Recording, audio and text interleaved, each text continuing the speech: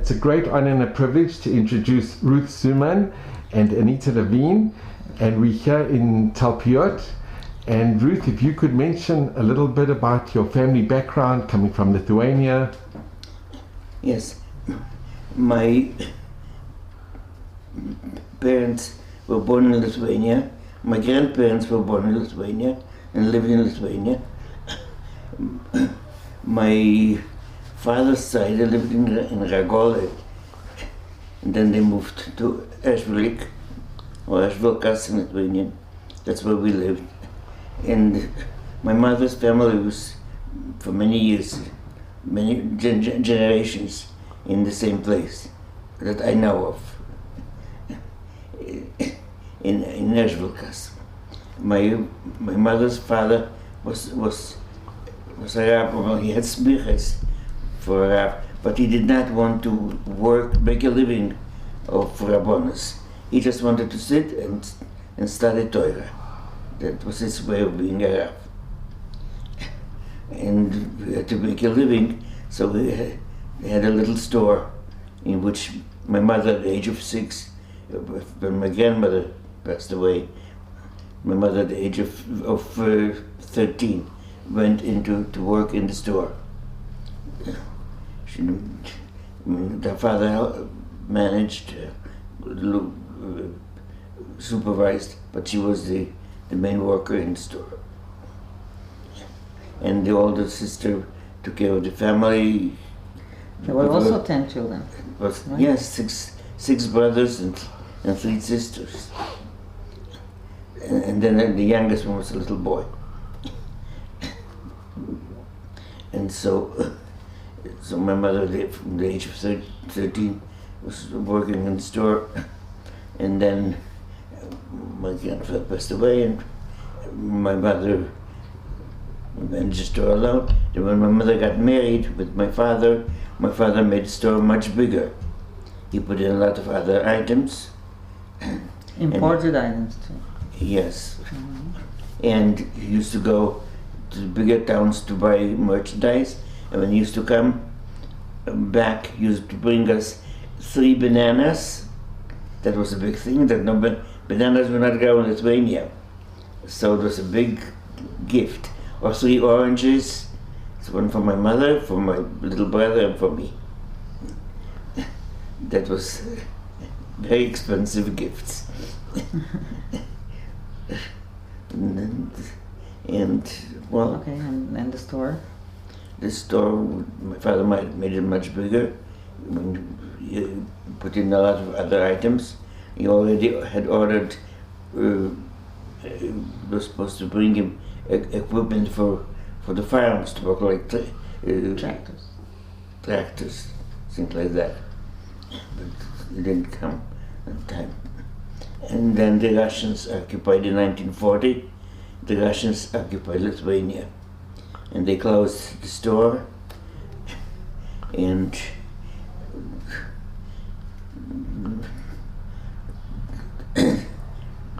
Ruth, can I ask, when were you born? I was born in Lithuanian Ashvik. In what year? 1934. 34. And do you remember growing up? Yes. Was there a Jewish nursery school or a school that you went to? Yes, a cheder. There was a cheder? A cheder. I went there before I went to the Lithuanian public school. And then I went to first grade. I did first grade of public school. So I knew how to read Lithuanian. And did you have Lithuanian friends? Yes. Non-Jewish friends as well? Yes. In school? School friends. And you got on well? You all got on well? Yes. And they knew you were Jewish? It wasn't an issue? Of course they knew. Of course.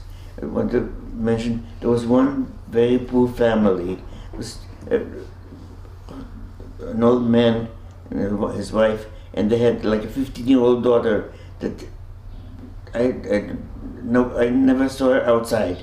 They always stayed, all 3 of them stayed home. So every Friday, my best friend, Masha, and I used to take a basket and go from Jewish family to Jewish family.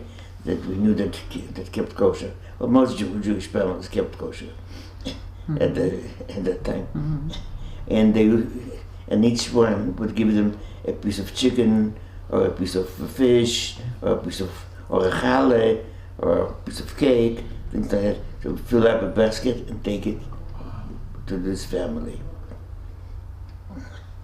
My friend Masha and I used to carry it as much as. Was there a shul in your shtetl? Yes, of course there was a shul. And your family were very traditional. They were very frum. Yes, there wasn't. I mean, if somebody was not frum, it was hiding that he's not frum. Everybody was supposed to be frum. As far as I knew, everybody was frum. And you remember when the Russians came in, when they occupied? Yes. The Russians occupied it, they closed our store, and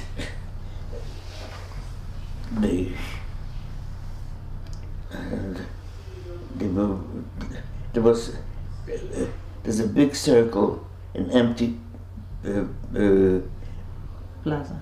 like a plaza, and around homes, that was all Jewish homes all around the plaza.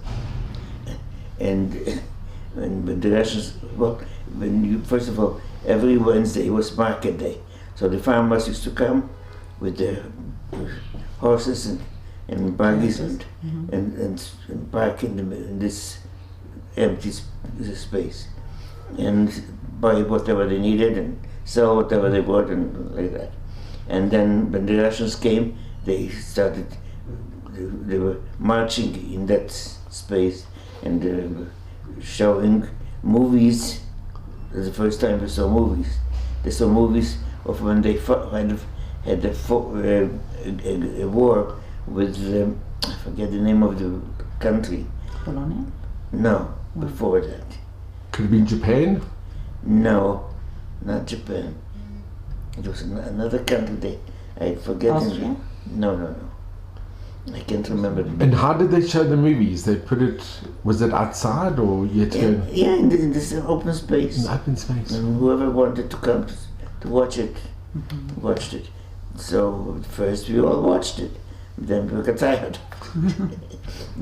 But it was a novelty. Yes, of course. And did your life change a lot when the Russians came? Did they make it difficult? The Russians, well, they closed the store, so, but otherwise... you still went to school? You still had a... Yes, I went to school, the Lithuanian school. No problem keeping Shabbat or keeping No. the religion or going to shul? Or... No, in the school, we had to go on Shabbat, but we were allowed not to carry books and not to write, just sit and listen. And did you ever experience any anti-Jewish feeling, any anti-Semitism growing up? Yes, there were some of them. Some were anti-Semitic, some and some were friends, good friends. But you were never scared to go to school or walk in the streets? No. And when the Germans came in, they came in on the 21st of June 1941. And they, right away, they made a ghetto. How did they receive them, remember? The Lithuanians received them with flowers and bread and salt. That's welcome. That means welcome. And the Jews knew already what's happening. But the thing is that there was one German. Well, after they occupied, then there was just one German in town. Killing the Jews, but was done by the same Lithuanians, by their best friends. And you remember the Germans coming in and occupying? Yes. Did the Russians put up a fight, or did they just... No, they ran. They ran They away. ran as fast as they could, dropping everything, their ammunition, their blankets, everything, just to run fast.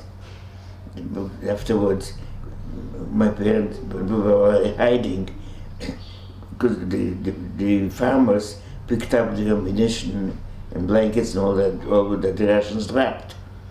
So then when we were hiding, some of the farmers gave to my parents the ammunition. So my father, well, what I forgot to say is, when my father was a young boy, they came to take one of his brothers to some skirmish, some fight between Lithuanians and Polacks or something like that. But his brother escaped.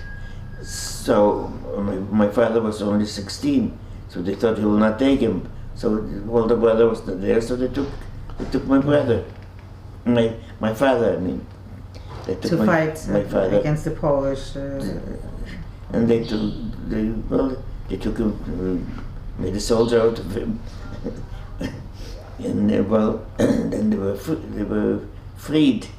They let him go home. So with him was a farmer boy that he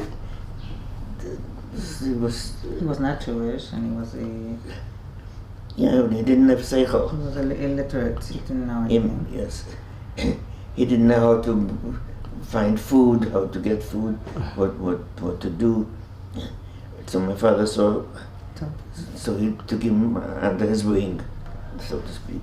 So they became very good friends. They both came. Were they the same ages? More or less. Oh. Yes, more or less. So they each came home.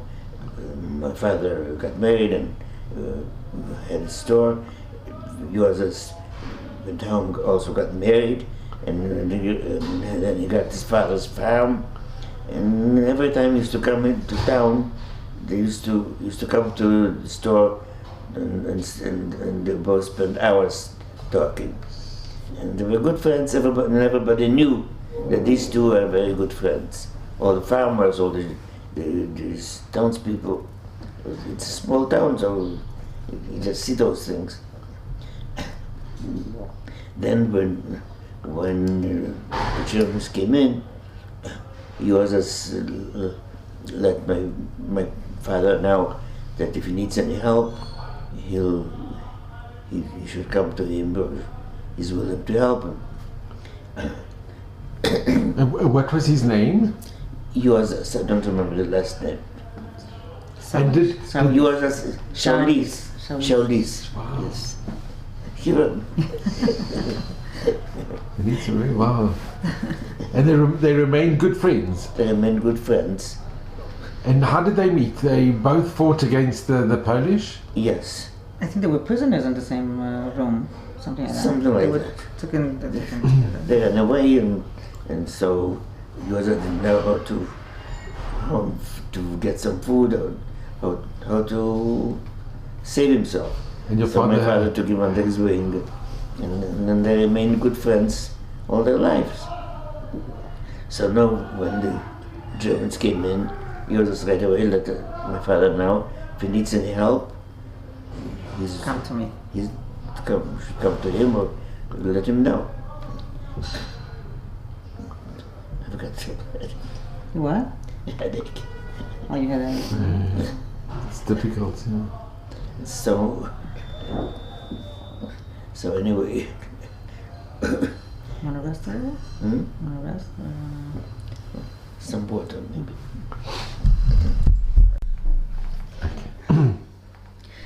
This here is a picture of my grandparents.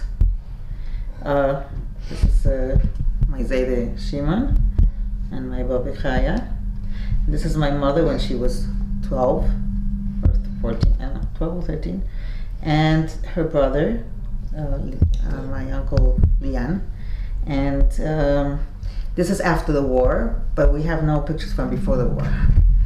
So this is what, this is the family. There's Baruch Hashem, they all survived, but it was pretty hard.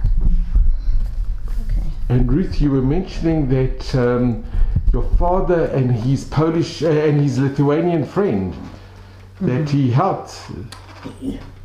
He said he was going to help. He said he was going to help. Wait. He tried. No, Okay. no. Listen to this. He did help. Okay. Go ahead. Well, all the farmers and all the people, Lithuanians down in the Jewish people, knew that Joseph and my father are good friends. So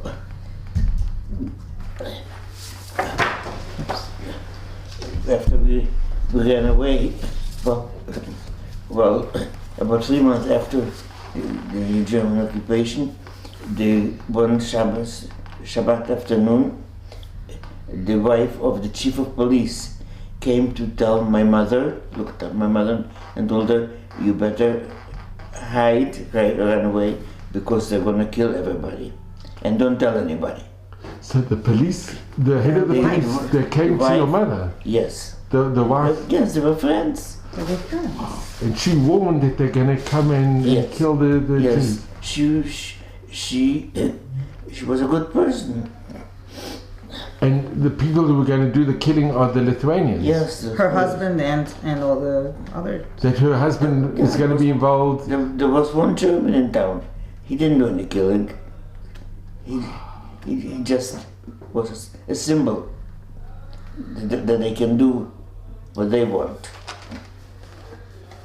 With you.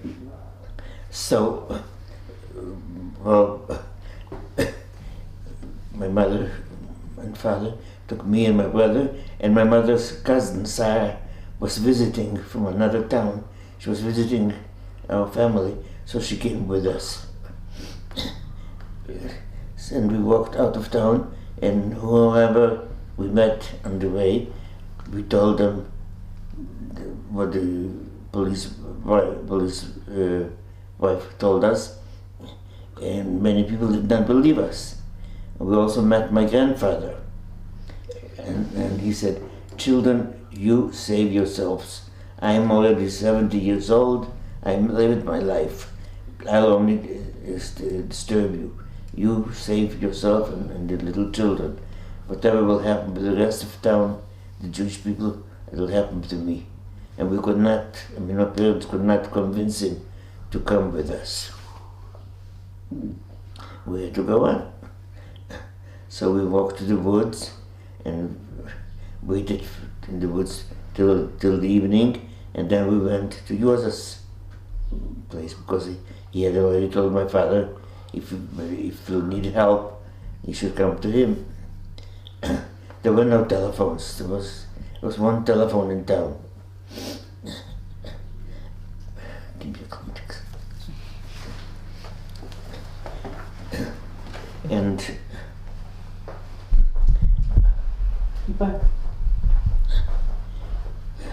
you remember that day very well? yes, very much. What month was it? Do you remember? It was about September. The Germans occupied in June. So this was about September. In 42? It was 2 weeks before Rosh Hashanah. And was it hard to leave the home? Were you able to take any belongings or? No, you're kidding. My father took his siddur. That was so interviewed. And Bobby took her candlesticks? No.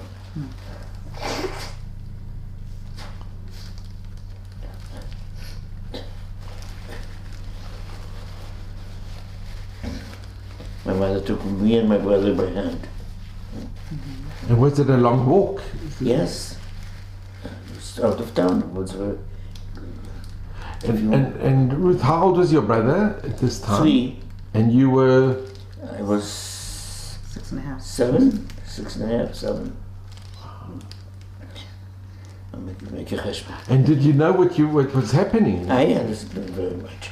My brother understood also. He was, I don't know if I understand, I should helped. He did not cry. He did not like a child wants, I want this, I want that, I don't want to go. Nothing like that. Okay. He obeyed, he was quiet. It was really a miracle.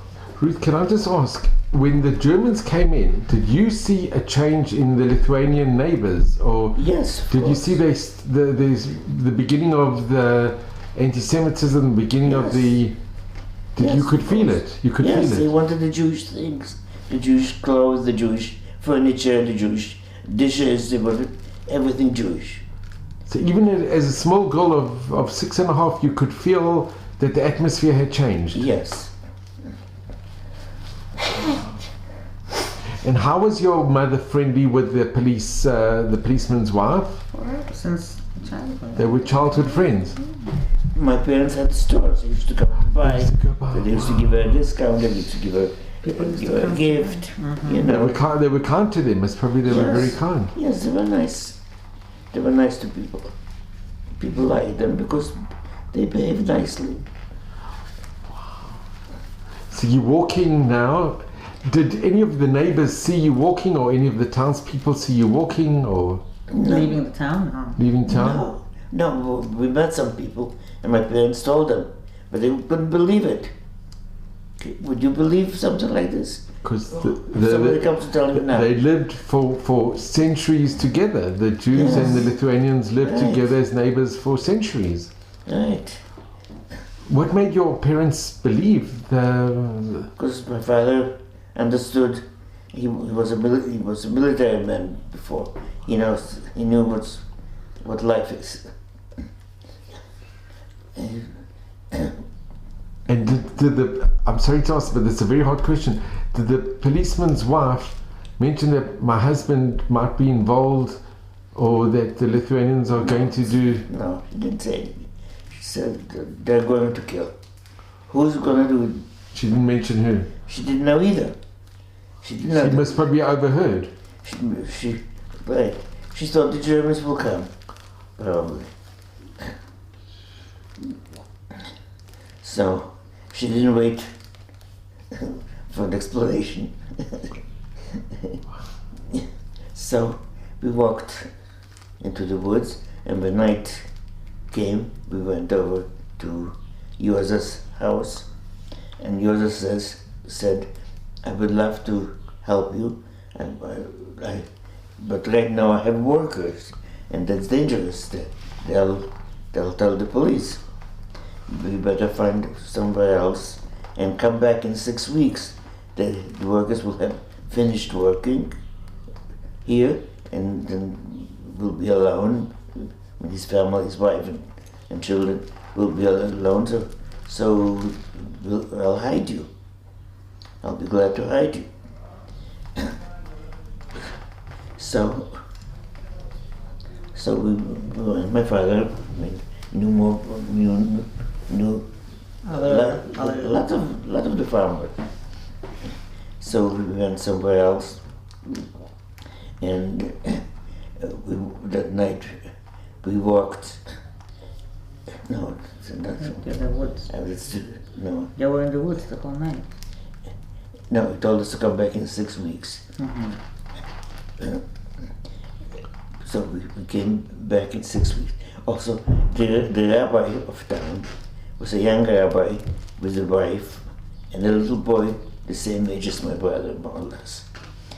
So the rabbi also escaped. The rabbi also wants to live. So, but the rabbi did not know any farmers, did not know anyone. So he was told by some of the farmers that they'd go to Joza's, show them how to go, where to be. And Joza's, there you'll meet Zarkin. Zarkin is my last name. Family. The family name. Family. So you'll meet Zarkinas, and he'll help you find a place. Where to hide. What to do, yes. So the rabbi came to Joza's. Well, the police also knew that Joza's is Zarkin's friend, So they also came to look for us, for Zarkin. It's a big fish, Zarkin.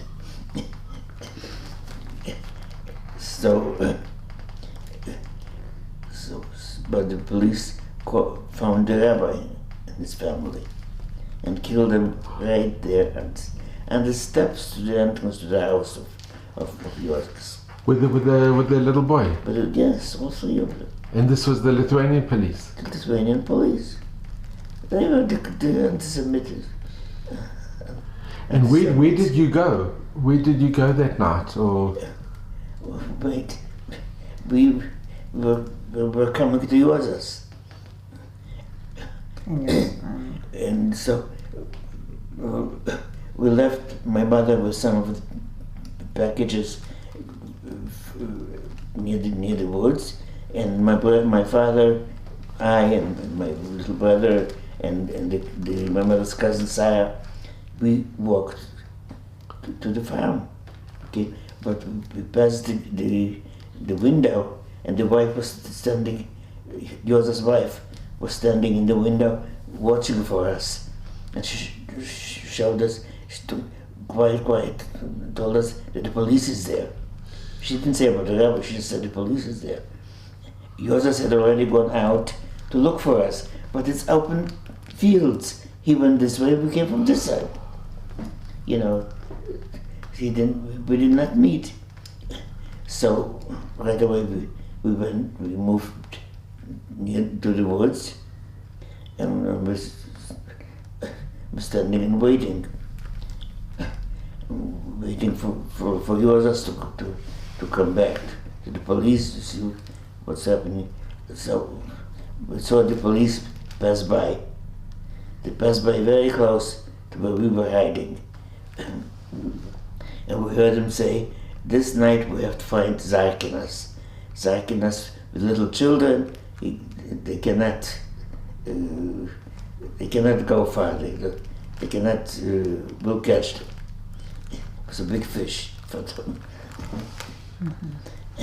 Well, they passed by and we were standing, hiding behind the little bushes in the forest. So there was the miracles. Yes, it was another miracle. They did not see us.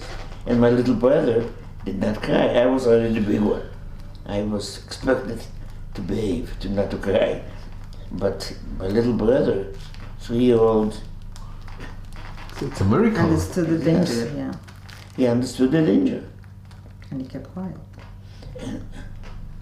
He also would get one leg paralyzed when my uncle, later when they were running away.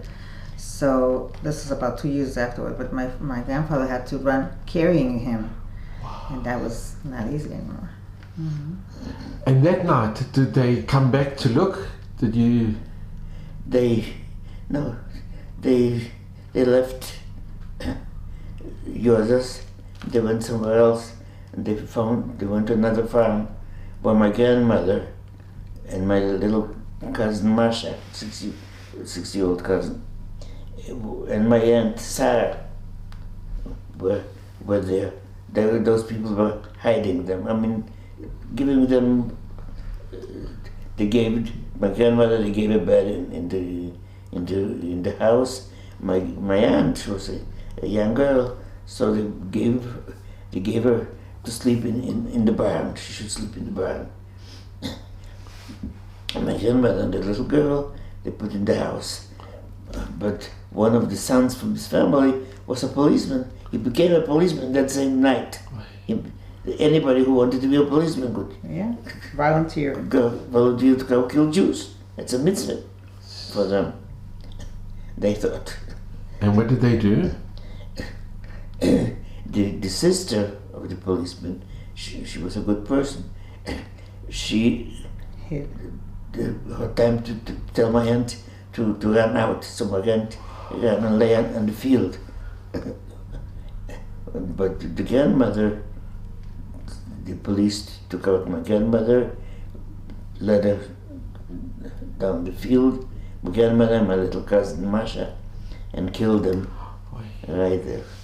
And my aunt even counted the shots. She was laying on the ground in a groove, where the water goes by, but it was already fall, and so there was no water. So she lay there for a few hours until the police finally. After that they sit down to drink samagon, the homemade whiskey. It was called samagon. So they were celebrating that they killed Jews. And so the sister of the policeman, she was a good person. She went out and found my aunt in the field and put her in the barn until they left. Then she took her in the house to warm up, and she kept her for a few days. But the police kept coming every night. They'd go out because one of the son was a policeman, so they go look for Jews and come And celebrate. to celebrate and to drink homemade whiskey by his parents.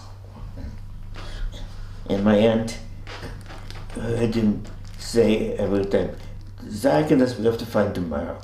Zaken." It was very important to them to kill Zaken. So my aunt knew that he was still alive. This way she knew that he was still alive.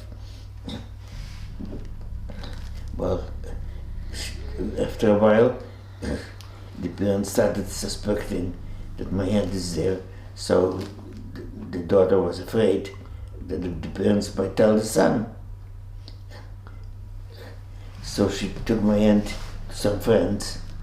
They kept her for a couple of days. They took her to other friends. The other friends took her to other friends. Until she came to the house of Marcella, our maid. She was our maid, but For many years. So she went back to her parents. Her parents had a small farm. So Marcella and her mother and father received my aunt very nicely.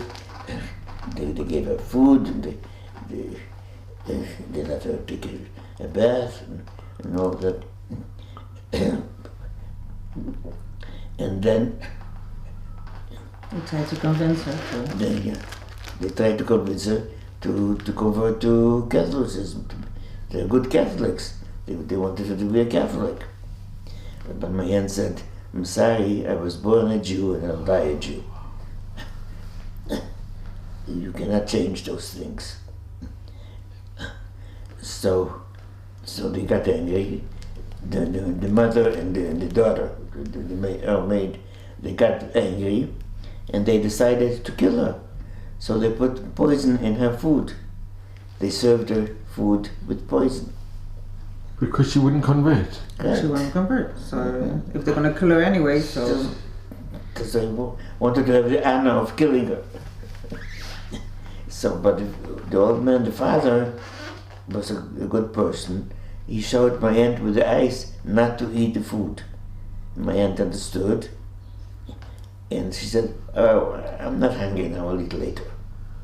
And then it got night, and he helped her. he helped her escape to go, when they were asleep. When the women were asleep, he helped her leave. And so they told her to go to some friends. So she went to some people. They kept her for a few days, but they were afraid.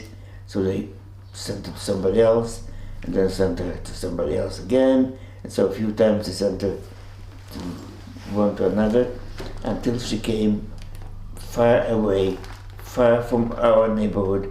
They were not patients of ours, they were patients of Clients. Clients. Mm-hmm.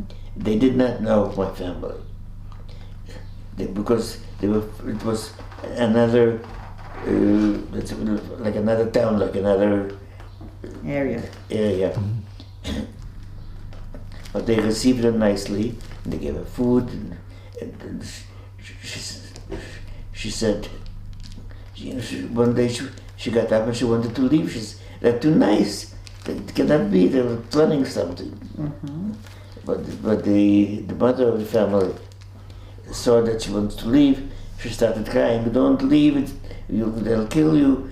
Stay. We'll watch over you. We'll hide you." So she convinced her, and she stayed. Then, after some time, well, first of all, she wanted to know if we're still alive. So she told them to get in touch with Josas.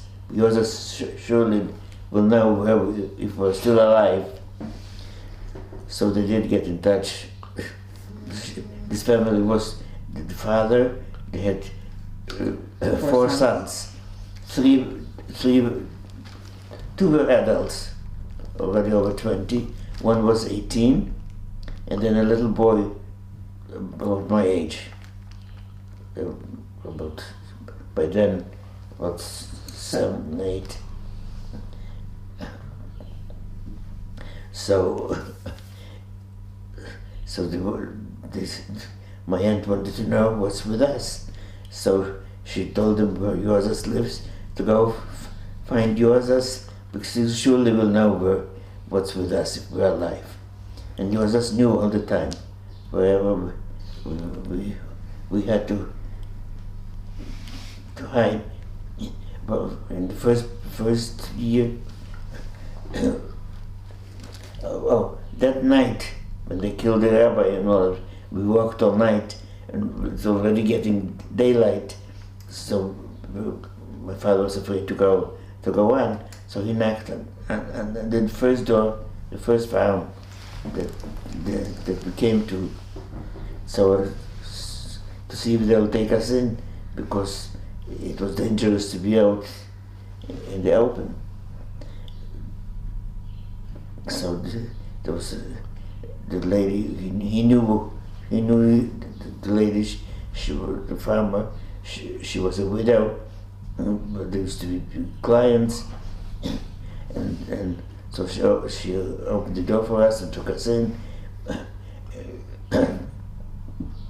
But after 3 days, she says, "We better go away for a few days, because she has workers, and workers have to come to work, and that's dangerous. They'll tell the police. Better go away and come back after this date. The workers will have finished, and I'll hide you." So we did go away, and those were very hard days, because we were afraid to go to anybody. We didn't have food. It was winter, huh? It was fall. When we left was 2 weeks before Rosh Hashanah. When we left that Shabbat. So this was already about a month after Rosh Hashanah. It was getting cold, it was getting winter. And those winters are very, very cold. Okay. So she told us to come back in 10 days. The workers will have finished, and she'll help us. She'll hide us. So that's what we did. But those 10 days were very hard, because we had no food. We didn't want afraid to ask any other farmers. And where did you stay during those 10 days? In the forest. In the forest. And what did you eat? How did you Blueberries that grow on the floor, and some woods. Blueberries and raspberries and little trees, tiny little trees, grow in some of the woods, not all of the woods. So we were lucky to find that. And then my father discovered there's one green leaf in the field that we can eat. So we ate green leaves. Baruch Hashem, we survived. And then we came back to this lady, and sure enough, she made us a hiding place, and they have every farm is a building for the family, the house, and a building for the animals, for the cow and the horse and the sheep, and another for the tvua, for the what they take cosecha, but they go from the fields.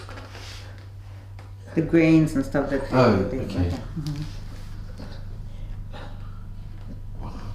Do you remember the name of this lady that helped you? That's what, did they ever tell you? No, I don't think so. No. I know we know about the family that were the 4 sons, and the mother that was crying for my aunt that she shouldn't leave. There's this family Rakevichus, and they were great. They were the No. They after the. How did you get to the Rakevichus? Tell them how you got there. My aunt. Yeah, but then how did you get there? Oh, the aunt asked the Rakevichus. She knew about yours. She said, "Yours surely will know where we are." So they took her to Yours, and sure enough, Yours knew where we are always. And so he took her to us. And so we visited for a few days, and now she took us to our hiding place.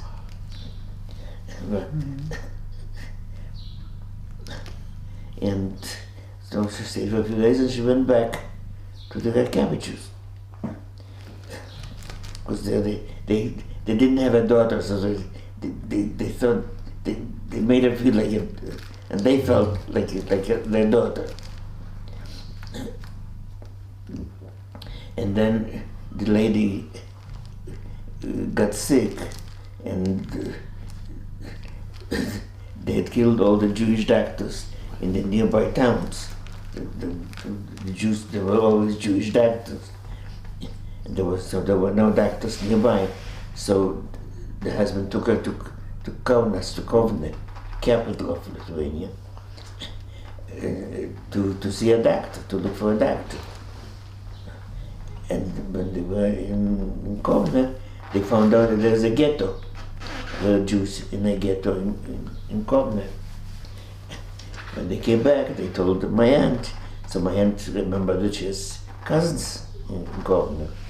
So she sent, next time they went to the doctor, she wrote a letter in Lithuanian to them, because in case they stop them, they shouldn't have any Jewish thing on them.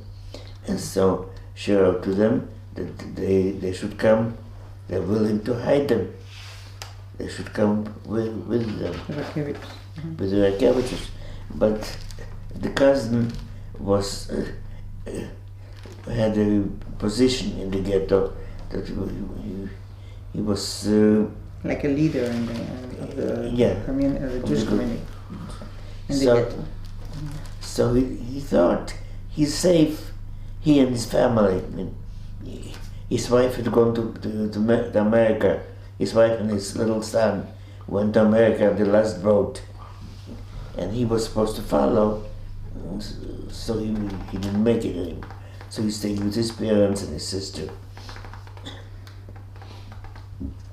So they offered them to take them to hide, but he felt they're safe in the ghetto. Stupid people. So. How would they know? But they didn't know. They didn't know. No, but they saw they were killing. They were killing. They were taking people out, and the way they treated, you had to wear a yellow star up front and in back, and they saw the way they treated Jews. So sooner or later, you have to use your seichel, but they didn't have a seichel. They didn't have muscle, that's all. Mm-hmm. They were taken to Auschwitz. From the Kovna ghetto? Yes.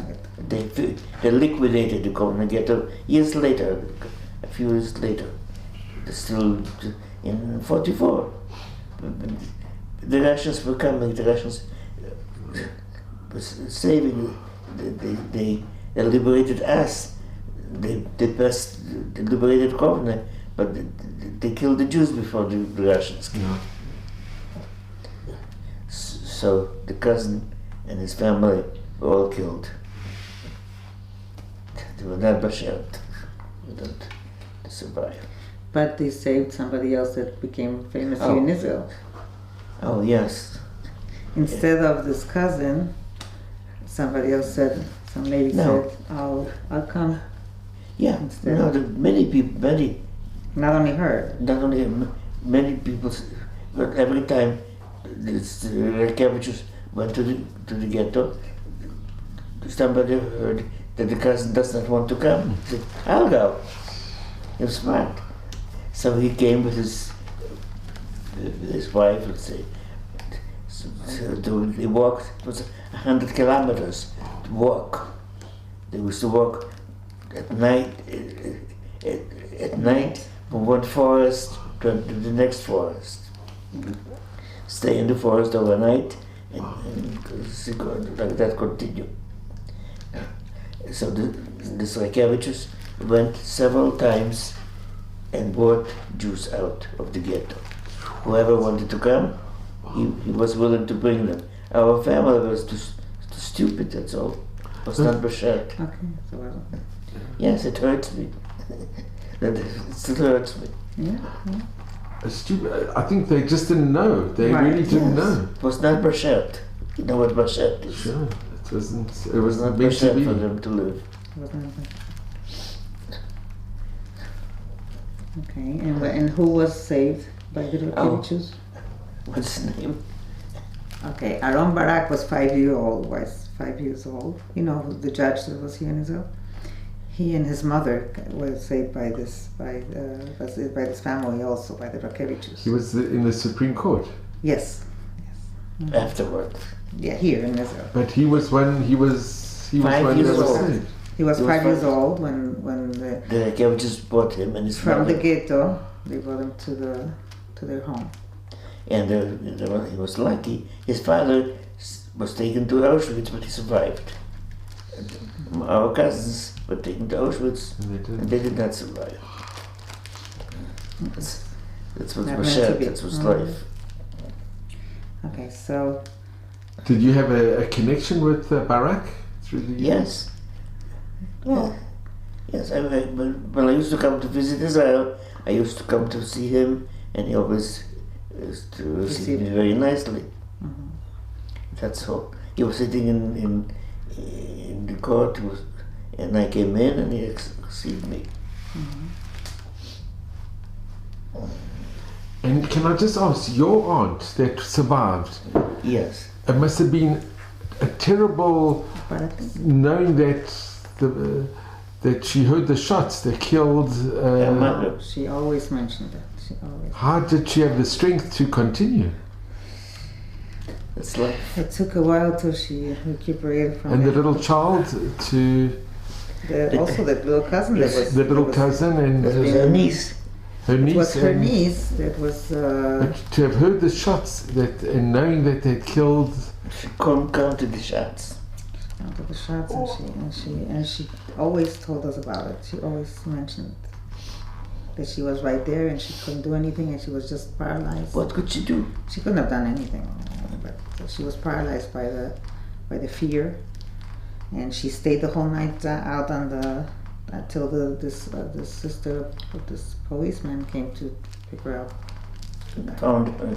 She came looking for her. She found out, she took her in to warm up. I remember she used to tell me that she was so afraid because she was laying and there was like a shadow of a person standing there. And she was all the time wood. that it was. She all the time thought it was one of the Police. the killers is standing there, and she wouldn't move. And then when daylight came, it was just a tree. But the way it was, The shadow. yeah, she was afraid. And after those 10 days where you were in the woods, do you remember coming back to they took you in? To the Draviceviches? No. When After being in the woods for 10 To days. Draviceviches, no, it was too dangerous already. Because the police kept on coming. They knew that he was helping us. No, you mean that you're talking about Draviceviches. No, No, I'm Joseph. talking about Joseph's. But after you were in the woods for 10 days and you were eating the berries. Yes. Then after that, what happened after that? We came back to the woman where we came that night that she had worked. And she took you took us in, and she made us go up in the barn where the hay was. Yes, and also on the bottom where the horse and the cow and they were underneath and we were on top of them. Oh, and how long did you stay there? All winter. The whole winter? The whole winter. Wow. And she would bring you food and... Yes. She would What She would bring it in the same pail that she used to bring for the animals. so that they wouldn't see her bringing in something special to them. And what did you do during the day? And you and your brother, what could you do? My brother found himself something to do with the straws or with Stones and pail and bones or whatever he could find. And I was reading. I knew Lithuanian, how to read, so I had whatever books they had. I also had the New Testament. The Bible. So she brought in books for you to read? Yes, whatever books she had, and then she told the neighbors that she's reading. She wants, if they have books, so she should bring them to What me. an amazing lady. So I was reading books that were not for a 7-year-old. And your parents, what did they do during this time? I don't know, they got... At nights they used to go out and Yes. try to get food from other families because Other farmers. other farmers because there wasn't enough, and they would wait the whole night to see if they come back in the morning, and also they wouldn't know if when they came back they would find their children anymore. So it was like, And she must have been, was she a very kind lady, the woman? Of course. And her 3 brothers were in jail, the Lithuanian jail, before the war. In jail because they killed their parents because of the Yerusha. Because of the inheritance. What year has we will not take care of us? What year Oh, has... they killed their parents because they wanted to get the inheritance. Yes, Her brothers. her brothers. And were they released? Or they stayed in jail, or did they release them? When the war broke out, I don't know if they were released after when the war came out. But before the war, they were in jail. And just to think that you're living by the house of this kind of people, it's hard. who would trust our lives? So how did you know to trust her? Because she could have... Did we have a choice? It was all It was miracles. better. It was all miracles. We didn't have anybody else. But she Waiting for put us. her life at... Pardon? She also put her life in danger. she risked her life by Sure. doing what she did. That was an amazing, incredible thing what she did. Yes. Yes, we know. And afterwards, we had to find other places because it became, the neighbors started suspecting. So we had to leave. By the spring, we had to leave her.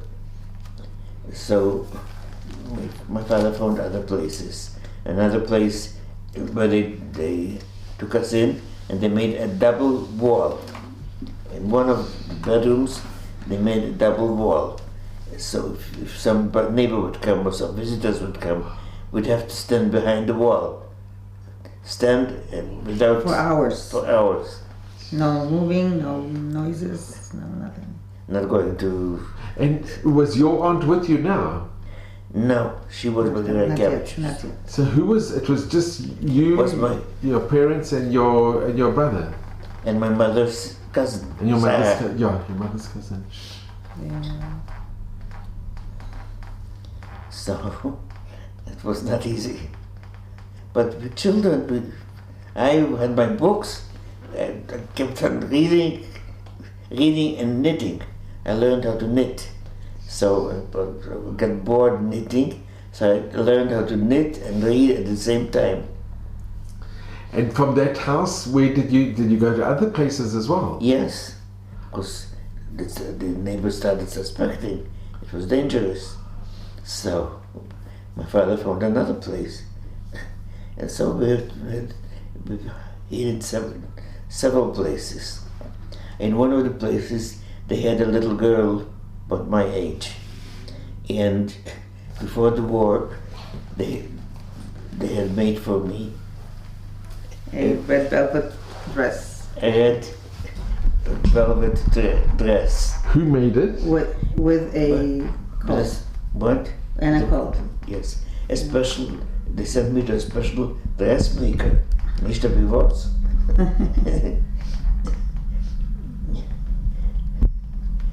They sent me to the other town, to Joburg. It's a beautiful dress. Not Joburg, to Rasein. In Rasein. Rasein in Lithuanian, where my uncles lived. My mother's brothers and their families. So I stayed by the uncles while they were making the dresses and several dresses and a coat and a set of a coat and dress. This Like special. Yeah. So this you had with you when you left the house, when you have We left the night. didn't have it with us. They gave a lot of things. My parents and other Jews also took out what was possible. They took thin clothing and valuables to some of the farmers whom they trusted. The one was a very rich farmer he just was him and his wife, and they were elderly, they were in their 60s, and They didn't have any children. they didn't have any children. So my parents thought A rich person with no Yes. children, he's not So- gonna. So we left him money and watches and jewelry, rings, diamonds and things like that. And while we were hiding, my parents, both of them, usually went together. They went to him one night and asked him for some of the things to give it to the people that are holding us, are saving us. They're doing something for us. And he said, Zaginas, what do you need it for? They're going to kill you anyway. And he did not give them a thing. He didn't give. No, the rich man. The rich man, he just kept everything. That's life. So. So, Yeah. No, about the dress, you were saying that the little girl liked the dress that you were wearing. yeah.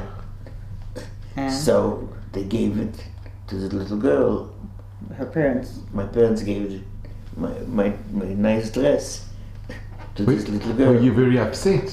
Pardon? Were you very upset when that happened? No. No. It was. She understood it was a payment for what they were doing for them. You know, so. They were saving us. They were holding us. So one day, she put on the dress, and the mother and daughter went to church. She's all dressed up, and people recognize the dress. This is Arkin's daughter's dress. But when they came home and told my parents about that same night we left. Because it was dangerous, the police could come to look for us. And maybe they did, but you don't know. Yeah. No, they did. They did, but we were not there anymore. So that's what they were after. And where did you go that night? Do you remember? To some other farmer.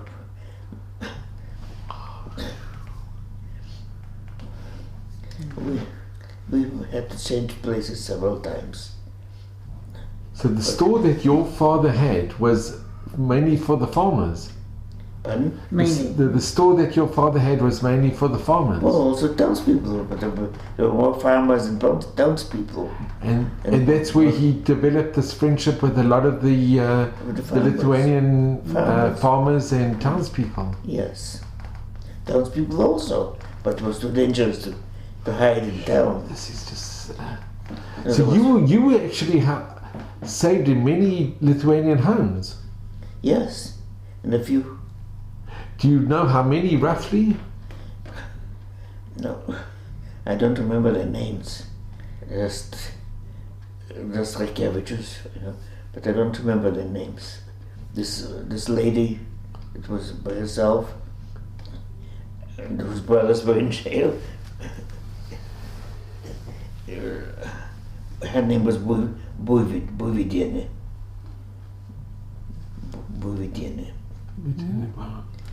And were there any homes that you came to where they said, no, we don't want to take you? That your parents went and asked for food? Yes. So my parents used to leave us alone and go, because the ones that were hiding us did not have enough food for everybody. So they used to go out at night, both of them. My mother didn't let my father go alone. They both went they had ammunition from the Russians dropped. Some of the farmers picked them up and they gave it to my parents. So they both had guns and pistols and with water ammunition, and they would go far away so that people would not follow them, not to see where we are. They would go far away to other farmers and ask for food, and they would give them food. Every farmer baked bread by himself, so they would give him bread, they would give him cheese, they would give them milk and different things. But you must have been very nervous, you and your brother, not knowing if your parents are going to return. We never knew. No, we never knew they were going to return. I'm afraid. We were already used to it, let's say, put it way. But I was the big one. I used to many times wake up and wait for them. They used to leave us asleep, but I would wake up and wait. My brother slept. I was a little boy. And then there used to be the neighbors would go tell each other, tell the news. 500 Ukrainians are coming to look for Jews. 500 Ukrainians are coming to look for Jews. So the farmer where we were hiding was afraid to keep us. So we at night we had to run to the woods. So every time we had to run, my little brother used to, from nerves, get a pain in one of his legs. He couldn't walk, and my father had to carry him. And then so we got to the woods, and then my parents made a hiding place, a little room in the woods, in the earth. With a tube to be able to breathe. Yes. How did they dug it out? How did they make it? My grandfather got some The tools shovel. from the Farmer. and he went and they found a place and They dug a hole. they dug a hole and they put a tube in and a bucket and they covered it with And you remember this? woods and You remember Yes. staying in? Yes. sure, it was dark, it was cold, it was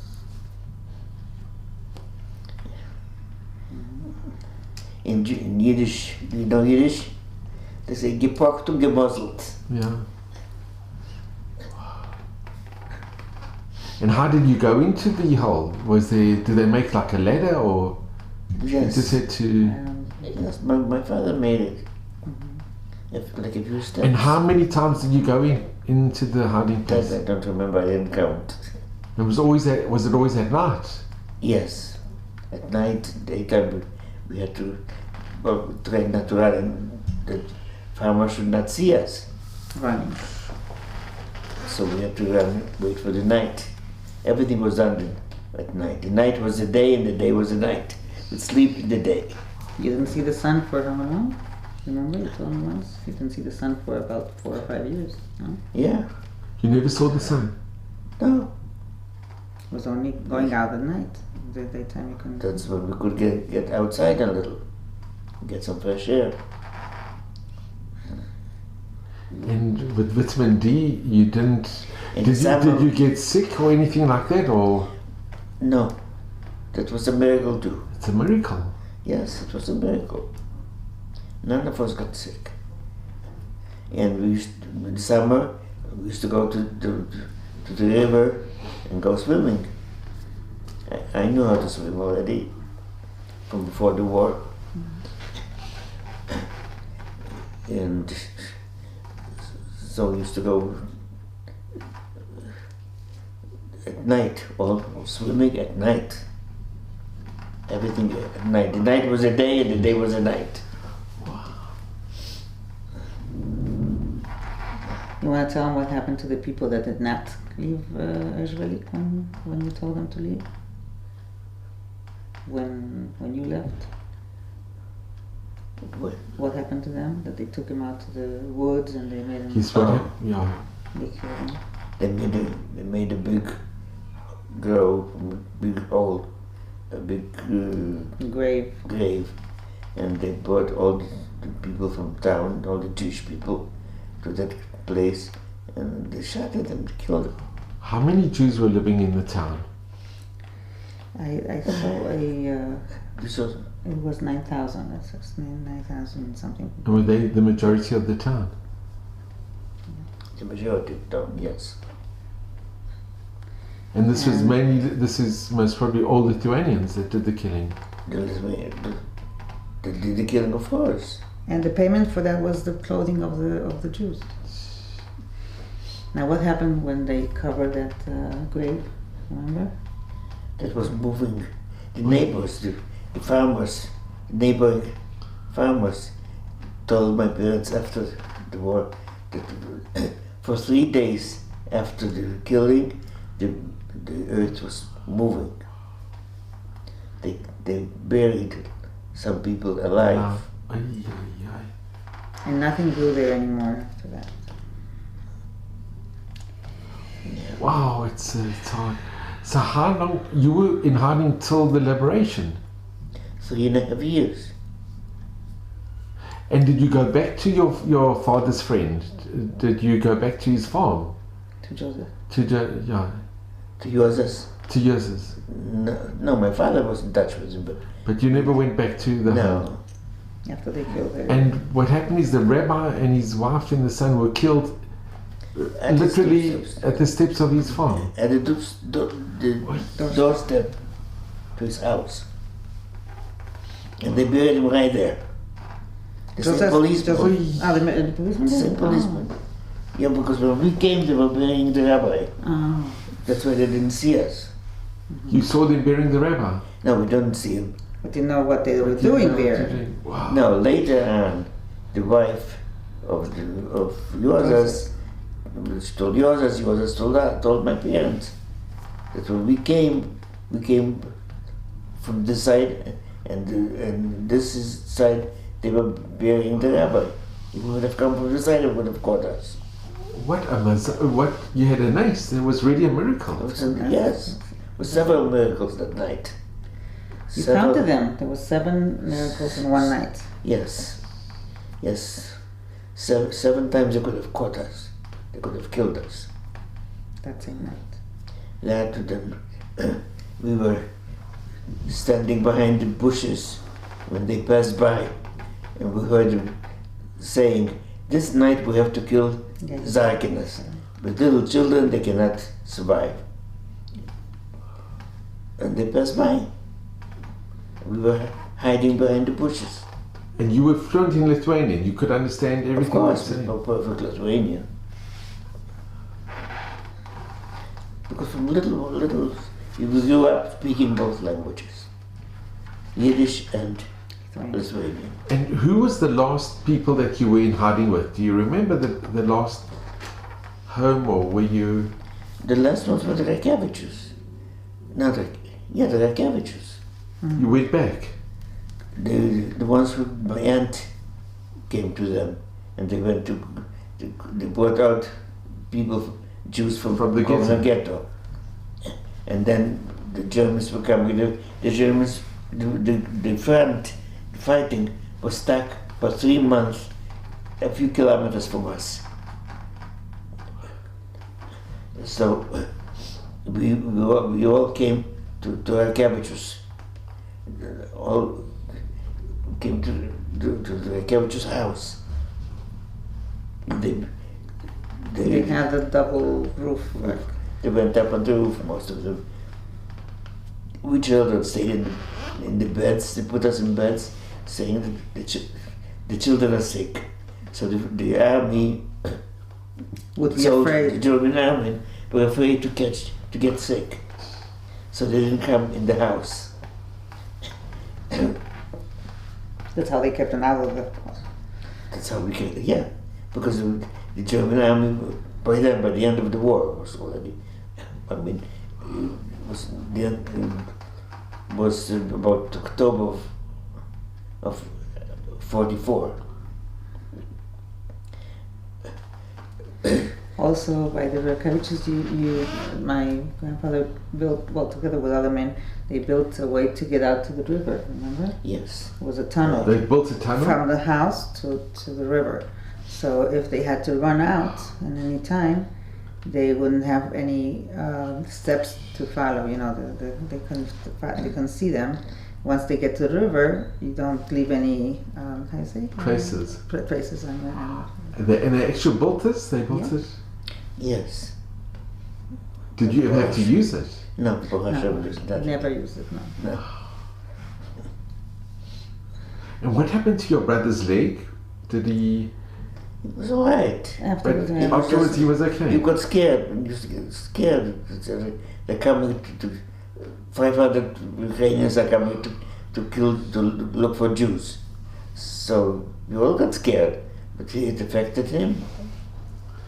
Now, this lady that looked after where you came to at the end, was she made Chasidei Matolam, or were any of the people there? Yeah, the Reykjavichus, yes. The Reykjavichus were? Yeah, no, the mother wasn't there anymore. She died during the war. She was sick with cancer when Mm-hmm. But the sons, one of them was here in Israel at the museum in Yad Vashem. And then we both went to Lithuania, and we visited them. We visited all three brothers, because the oldest brother wasn't there anymore either. Also called Yozas, right? The oldest brother. It was Yozas. Yes. So he was also called. So we didn't see him, but we saw the other three brothers. He died after the war. After the war. When did you go back to visit? Was it a long time ago, or? Oh, we went. Yeah, 20 years ago. We went in the last year of the century. Yeah. Mm-hmm. And was that the first time you had been back to Lithuania? So 20 years now. Pardon? Was that the first time you went back to Lithuania? That was the only time? The only time. Was it very emotional to go back? Yes. It must have been very difficult. Of course. But it was very surprising. She had not spoken Lithuanian for almost 50 years. And when we got there and she saw them at the airport, she started speaking to them in Lithuanian. I was asking her all the time, how are we going to communicate? They don't speak English. We don't speak, we won't be able to communicate. So my mom said, don't worry, we'll use our hands, we'll do it, we'll get along. We'll get along. She started speaking Lithuanian, like. So what made this reunion? How come you decided to go back? Oh, that's when they brought him to the museum here in Yad Vashem. He met my mother again, and he invited her to come. So it took a few years. We didn't go right away. We went, yeah. We went in the last year of the last century. Right. We went in 19th. And when you met the family, was it like instant recognition? Yes. Yeah, with them, yes. And the wife, well, the mother was not alive anymore. No. But the wife of from these 3 sons, they were all married and had children. But we met one of them, the oldest at the time, he was a widow already. But we met his son, and then and his grandchildren, and then we saw the other one also with 2 sons and grandchildren, and then we went to this. This was the 3rd brother, and the wife. She was from the same place. She remembered my mother, but you could see in her that she had this anti-Semitic look, and I felt it. I felt it right away, and my mother also, but I felt it more. And she was saying, like, yeah, I remember your father had the store, and my father bought a bicycle, and he owed him money, So that means my grandfather, because that's the way business was done at the time. You would let them take it, and then they would pay you in parts. So everybody owed him money. So that's one of the things that, yeah. So, but she was, you could tell that she was like, upset to see us. They received us in their home, and but he was very nice, and he was there, but she was like very cold and very. Did you go back to the house? To the grandmother's house that was still standing. Their own house had been brought down by the Russian when they came in. They made the farms. So they brought all the houses down and just had the people living. Kolkhoz, Kolkhoz, you know what kolkhoz is? It's like a kibbutz kind of thing. Oh, okay. And the idea of a kibbutz. They have it in Russia, and they made it in Lithuania also. And the house where they built the tunnel, does that still exist? Or did it still exist? The Rakevich's house? The Rakevich's house. I don't think so. No, they were not living there anymore. Did you go to they the also house? No. I'll tell you what happened. The reason we went to Lithuania, not only because they invited us, is because my mother heard that they had taken out the rabbi's family and brought them to Israel from Lithuania. So she wanted to do the same with her grandmother and her cousin. So we went back to try to find the caver, but the whole place was, when we came in, it was just all campo, all field. It's all field. It's all field. And there's no so place. what do you start looking for it? There was nothing to look at. No grave, no anything. It was it doesn't look like a grave. It didn't have a stone on it. The farmer did not respect the grave. And the town that you grew up in, is there anything left from that town? The synagogue, the school? The synagogue was burned up. Yes, one of them. It was burned up. Was and burned one up. Relic. It was. We did go to the synagogue in Kovne. And the person. The capital. Was your town quite far away from Kovna? Pardon? Not so far away. It wasn't far from Kovna. About 100 kilometers. So it's quite distant. But the town that you grew up in, the shul, the synagogue was. No, that was burned. And the school you went to? Pardon? What remained of the town? Did the school remain? No, from anything Jewish. Anything Jewish. Nothing Jewish remained there. The only thing that we did visit there, and naturally, was her grandmother's home, because it was the last one built before the war. It was very new, and the Germans that came there, the German guy that came there, took this to live in there. Wow. So he liked the house. So he was, and I saw the place where the mezuzah was. You could see still there, the indentation in the at the entrance. We couldn't see the house inside because we went going to live there. It was a Sunday morning, and they were not there. I suppose they went to church or whatever, but they were not there. But we did go around the house, and we saw the garden. We saw the garden. We saw the whole block. Did it bring back a lot of memories going back? Yes. us. Sure. And pictures of the one that I want to show you. Do you have the picture? Not here. And then can I ask, Ruth, and I know it's, do you remember the day of the liberation? Sure. Sure. What happened? It was, It's like the interesting. Germans ran away. The Germans passed by. Said, come with us. The Russians are coming. Come with, protect you. So we'll follow you. We'll follow. You go ahead. You follow. We'll follow you. Forget it. We didn't think to follow them. We were waiting for the Russians. It took about a whole day. It was nothing. Quiet. No Russians, no Germans. And then by nightfall, one Russian on a black horse with a black cape that I never forget came riding to To the Rakevich's house. to the Rakevich's farm, to the house, and told us that we are free, that the Russians are here. And so then the army did not come anymore. There were 2 German soldiers that were killed on the field. They were laying there. I can't forget that either. You saw them lying there. Yes. Who killed them? The Russians. The Russians were Russians. fighting. And so we waited for a few days, and then we went. We never went back to our town. You didn't go back. No, we didn't want. There were no Jews. They were all going. So where Went did to you? all the houses. So where did you go? You know, We went to Kovna. Kovna was liberated 3 months. Kovna is the capital. Was liberated 3 months before us. So there was already a shul working, a school, the shul, and kosher food already, and it was already functioning. 3 months after the war. Right after the war, there was a school up to 4th grade. So my brother went to the 1st grade, and I went to it the was 4th already grade. a school. And it was fun. And did you go to school as well?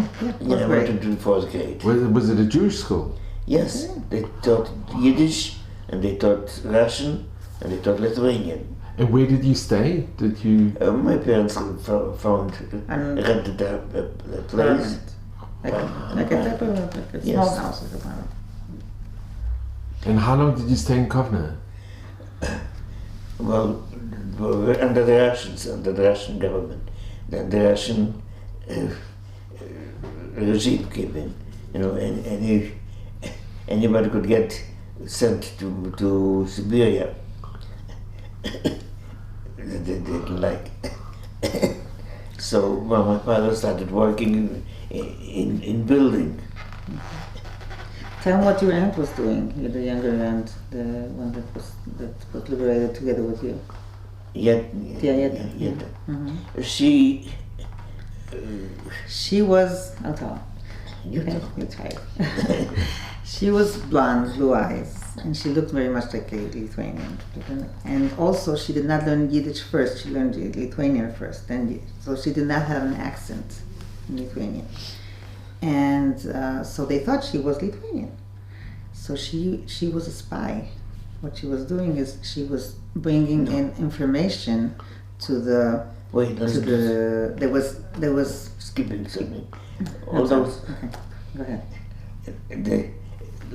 the police, the chief of police from our town, the Jewish killers, they didn't have time to run away, so they remained. Now they were the ones that were hiding. They were in the woods, from our town and from other towns, they got a whole big group together, and they were attacking Russian soldiers. The Russian soldiers started coming in small groups, so they were attacking them. These are the Lithuanians. attacking the Russians. The Lithuanians that Yeah. who were involved in the killing of the Jews were now attacking the Russians. Yes, Okay. they had ammunition from well, they all whatever. So and then they had a group, and my aunt did not look Jewish. She was blonde with blue eyes. I just You told her. yeah, that's so. And she spoke perfect Lithuanian. So she went among them, pretended to be one of them, a Lithuanian, and she found out who the chief was, the main guy, and the whole group, and she denounced them to the NKVD, to the Russians. And they caught them and they sent them to Siberia, all of them. Those were the murderers. Pardon? Yeah, the murderers. And they did send them to Siberia. They did send them to They us. sent them to Siberia. Because the aunt gave their names. Because unfortunately there have been virtually no Lithuanians that have been taken to trial No. and prosecuted for murdering Jews. There's very... It hasn't happened. They didn't prosecute any of the Lithuanians for the involvement in the massacring of the Jews. But the aunt was, in a way, very proud of being able to do some nekama. Some revenge. Some revenge. Yes. But on the other hand, she was always afraid. Always. I remember Afterwards. after, even in Mexico, when she was already living in Mexico, she was afraid of people. She thought they were following her. She thought they were going to, she was always afraid. Because what she did, it sent them to Siberia. Right? They sent them to Siberia and killed a lot of them. Yeah. And going back to Kovno, was it, because Kovno, there was Slobodka, there was the ghetto, it must have been also a bit difficult going back to Kovno after when you were liberated, to live in Kovno after the liberation, When the ghetto wasn't there anymore. when the ghetto wasn't there, when the Jews of Slobodka were all taken out. It must have been a very strange feeling living in Kovno. Well, we lived far away from the ghetto. And yes, of course it was. And when did you hear about the 9th Fort? Did you hear about what had happened in the 9th Fort? Yes, we were there in the 9th. But when you were liberated, when did it become knowledge what had happened in the 9th Fort? In the fort. Oh, they killed Jews in the night. When did you get to know about it? We went to visit the 9th Fort. No, that was us, but not. I'm saying right after the war. Straight after the war, did you know? We heard about it. You heard about it? Yes. I mean, Jews were talking about they told my parents, we heard in school, things people are talking about it. So Yes. there were over 30,000 Jews that were killed in the 9th Fort. Yes, they brought them from France, they brought them from other countries, just to kill them there. And how long did you stay in Kovno? Yeah, well, not too long. We found out that the Russians gave permission to citizens of other countries, like from Poland, from Ukraine, from around countries, to go back home. So my father got papers, false papers, from somebody. Well, there was already machas, they called them. Machas they made. They got false papers for money. My father saved some money and paid the money to the machas, and we got papers, and we left for Poland as Polish citizens, because the Russians gave permission to all citizens of other countries, like Poland, from Ukraine, from wherever. So as Polish, Wherever people came from, don't mix from all over. They sent Jews to Kovno from other places, and the Jews from Kovno. And you went to Poland? So we went to Poland. We went to Warsaw.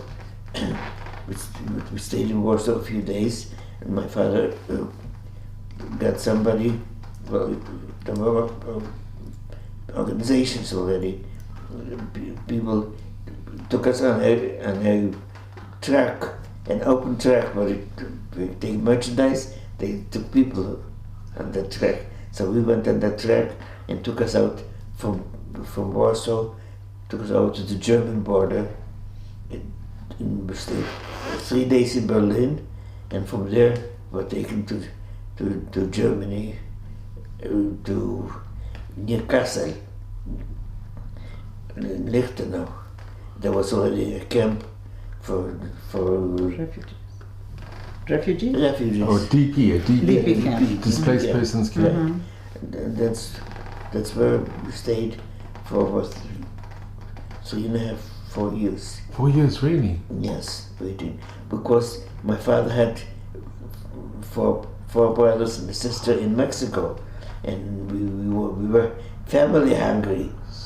We wanted to see the family, besides getting out of Germany. But the family in Mexico made papers for us, but then there was a change of government. Wow. The papers got lost. Aye. That's Mexico. So you spent 4 years in the DP camp. Yes. And did you go to, did they have a school Yes. for you Yes, to go? very good school. That's where I learned Hebrew Hebrew and German. and German. And did you have an option of And coming? English. Did you have an Yes. option of coming to Israel as well? Well, Yes, we had an option, but my parents you wanted to be with family. wanted to be with family. So We were what family year? hungry. Wow, what year did you leave the DP camp? In 1950, we came to the United States because The we Mexican couldn't get border to had Mex- closed the entrance to Jerusalem. And can I ask, in the DP camp, you heard the news of the establishment of the State of Israel? Yes, I And- wanted to go to Israel. My parents wanted to see their brothers and sisters. Were you very happy when you heard that there was now the establishment of a Jewish Of course, state? we were celebrating, we were dancing, and all that. And I wanted to go, but my parents wouldn't let me. I was still minor. I was a minor. They wouldn't let me go. They wanted to see the family. They were family hungry. And when did you eventually see the family? When we came to Chicago, well, first they came through Chicago. They sent us to, I forgot the name of the town up north. And Dimon, no? Dimon. no, Yeah, but you came Dimon. in yeah, it's written here. 26th of January in 1950, you came into Dimon. oh, And when and when did you see your family from Mexico? Did they come and visit you? my aunt. There was three brothers, three or four brothers. Four brothers. Four brothers and a sister. The sister, she came to look for us, to see us right away. As soon as she got papers and all that, she was more anxious than the brothers. Wow. And you, the first visit when you saw her, Of course, it must have been extremely emotional. very much. But we didn't see her until we came to Chicago. You had met her before the war? No. Diana? No. No. She She was left already in Mexico Before I was born. And you met the brothers as well? Then we met the brothers. Now, when we meet the brothers, there was a wedding of one of my cousins in 1947.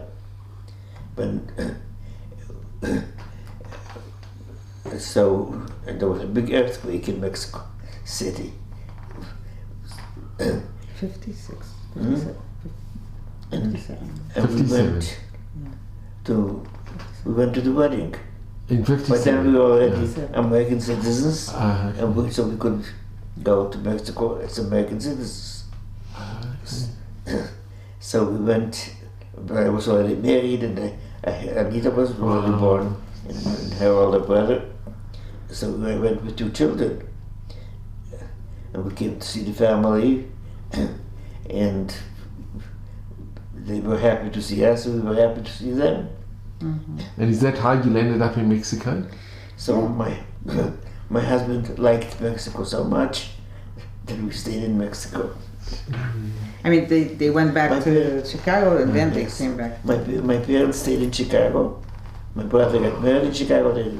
They lived in Chicago, and we went to Mexico because my husband liked Mexico.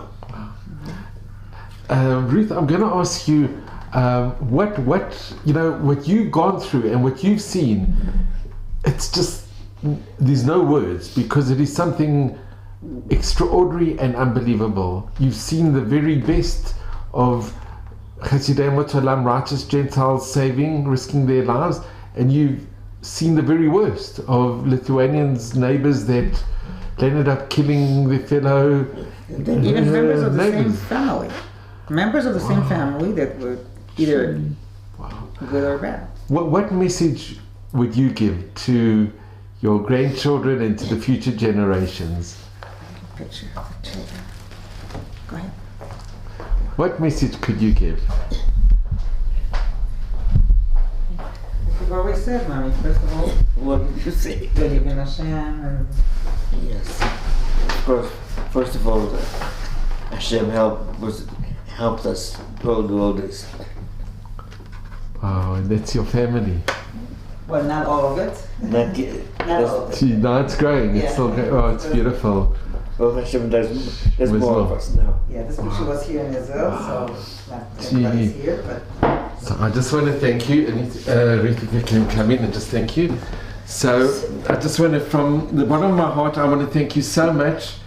It's been the greatest chut, the greatest honor and privilege to meet you and to hear what you went through. I'm so privileged, and you should just have mazel bracha from your beautiful family. Thank you very much. And I think one of the messages that Anita mentioned is that you kept your faith, you kept your Yes. belief in Hashem Right. after all you went through. Yes, I and my parents and her family. and my brother. Everybody kept their emunah, their faith. Yes.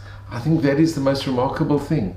Incredible thing is the people that were not in the war, my uncles, my mother's uncles that came to Mexico before, If you could, those did not keep the faith. When they were living in Mexico, they lost their faith. so those It wasn't easy to be from there, but it was. those that weren't in the war, There was the ones that were in the war. My grandfather's brothers and sister that were in Mexico, they didn't keep anything.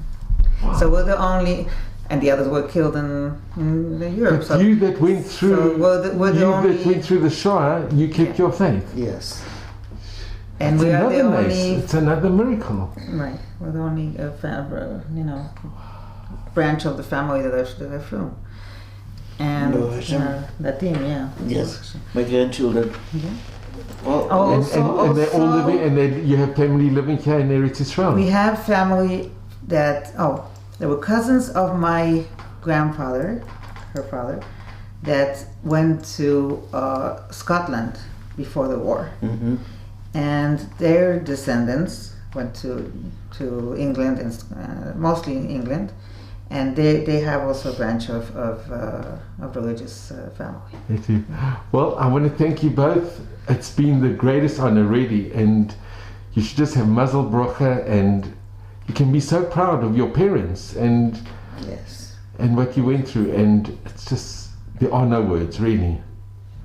So toda rabba and kol halev. Thank you so much from the bottom of my heart, I really. can just say that we're proud of her parents and from herself, and all they went through, and how they recuperated, and how they started life again, and they love life the way And they look at love you life, the way smiling. they enjoy life, the way they. It's incredible. Yeah. Baruch Hashem. Baruch Hashem.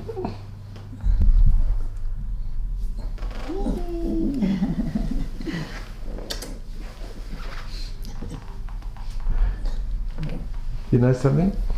In addition to what my mother said, I wanted to add that the Rakevich's sons, that when they had fallen in love with this aunt of my mother's, she was very pretty, and one of them wanted to really marry her. Both of them wanted to Yeah, they marry. were both of them, but she said, I'm like she told when they were about to kill her, to poison her, she had the same answer. I'm a Jew. I was born a Jew, and I will die a Jew, and I'm not going to marry a goy. So it's interesting that when we went to visit them, this brother had married another Jewish A Jewish girl that had converted in order to survive she had and remained already. Well, she married as a Catholic, but she was a Jewish.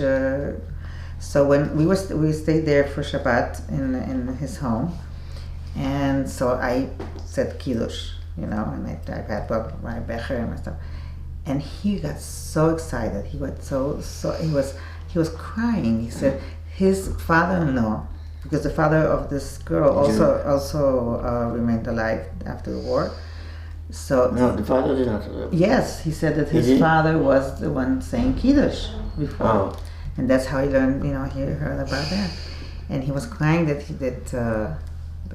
got so emotional. But we saw the grave of his wife.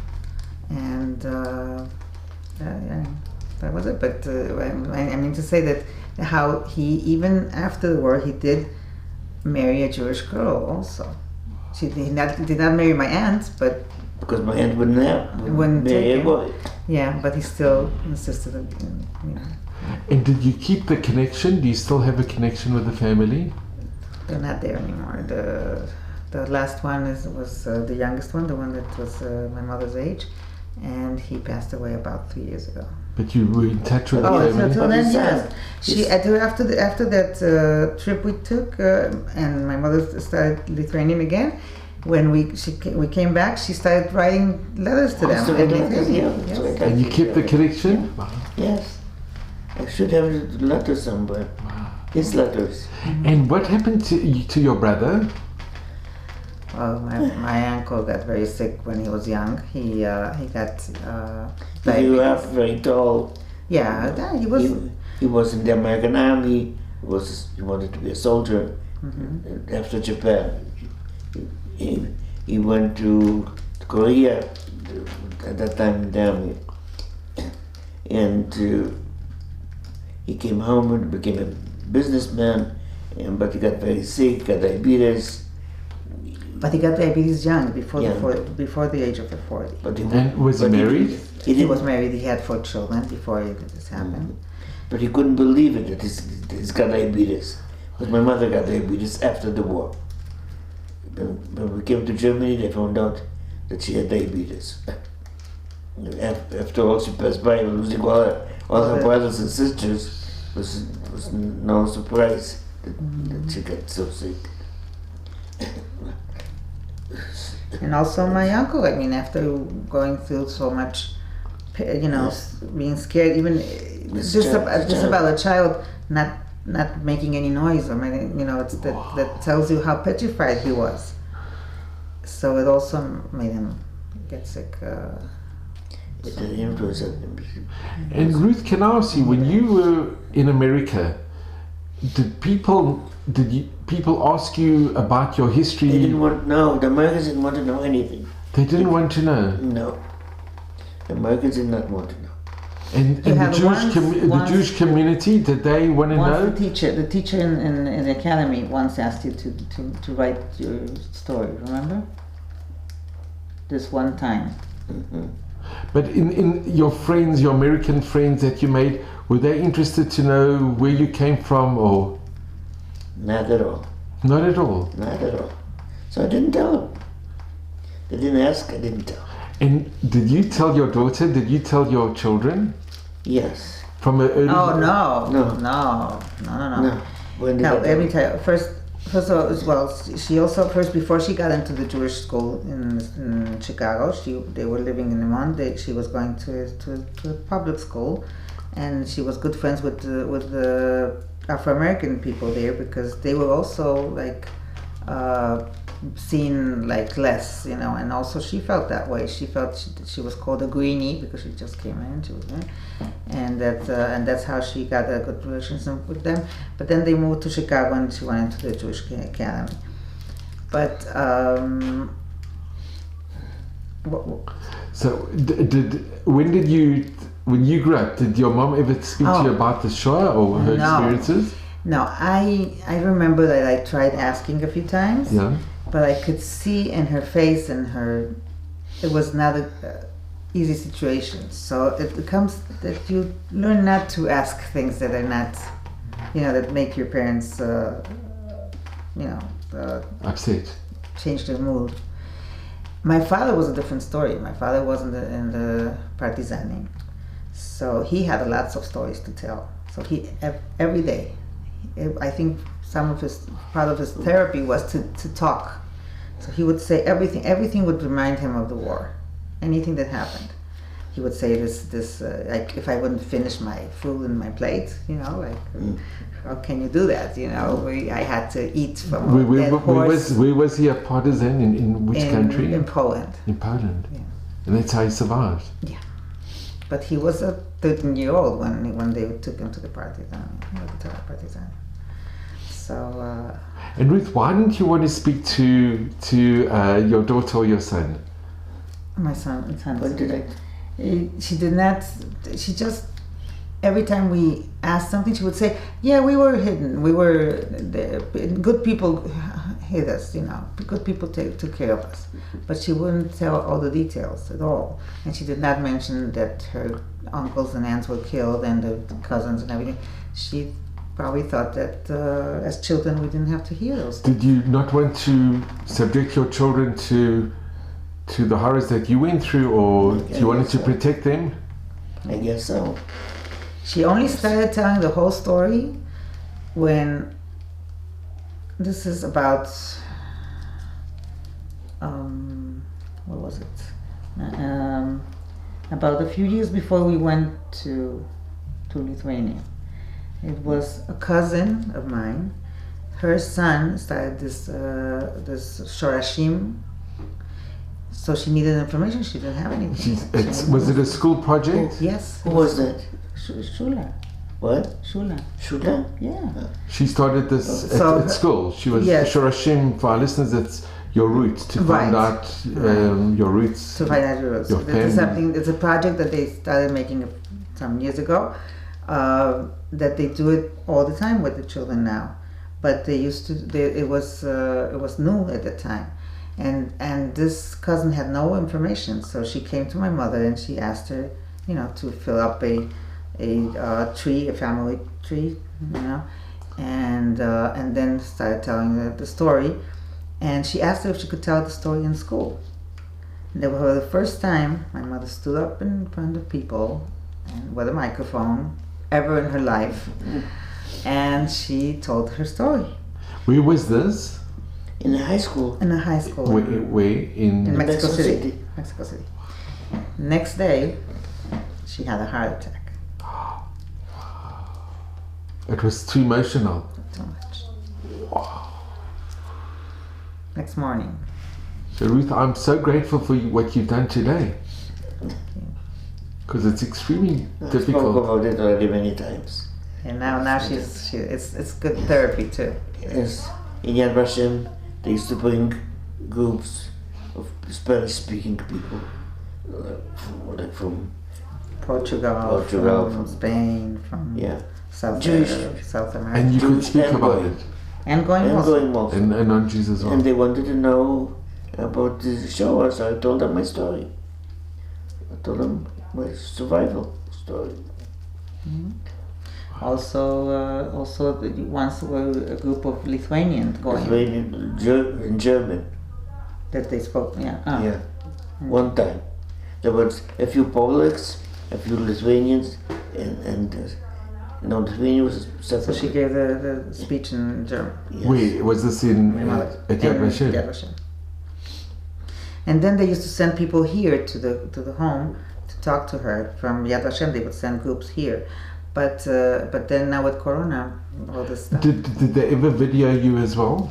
Have they taken some of them would. Some not. But have you done it for Spielberg or for? Oh yes, sure. Spielberg came to Mexico, not him, but he sent people. And they did the testimony. They did a 5-hour interview for my mother and a 9-hour interview for the aunt, for her aunt, the one that I was telling you about. Because the aunt has a whole. After the war, she still has another story. She married one of these Russian Jewish soldiers that came to rescue them, and she went to Russia, and she was helping the Jewish organization get the children that were without parents now, and they were in Goyim's houses, and they were trying to bring him to Israel. So she was giving this information and giving that. So the KGB got her once, and they sent her to Siberia. So it's a whole another long story. Yes. Mm-hmm. They sent her and her husband because of her. Because of her, the husband too. Because the husband didn't even know that she was doing this. But and she survived Siberia? Yeah, they both did, and then they did like my parents. They took false papers. They went to Poland, and from there, from Mexico, they sent papers to other uncles and aunts. They haven't brought them in to Mexico, and they came to Mexico. To get to Poland, they had to divorce between them, marry a Polish man and a woman, Polish citizens, and they went. Pay them money for money. They pay them money. Money that my parents sent them. Right. They lived with them for 6 months or something like that, right? And then they had to leave. They left Poland, and when they came to Mexico, they remarried. They remarried a couple. So Anita, you mentioned to your mom her message. So Ruth, could you tell us your message that you'd give to your grandchildren and to the future generations? No, right? You've done it other times. What's What did they say? I don't remember. You said it. Which is your What is your revenge? wish? What is your wish for the future of? First of all, what is your revenge with My mishpacha, my grandchildren, my great-grandchildren. That's my revenge, and the killers and the bad people. And what would be your They should. your desire? What would be your desire? They should all be religious. They should all come to Israel. And they should have belief in Hashem. Yes, that's what They I would be mean. religious. That's what she said. That's what I meant by religious. And come to Israel. Yes. Well, thank you so very much. And Chodesh Tov, and you should just be well, and may Vesrim with all of Hashem's blessings. Amen. Amen.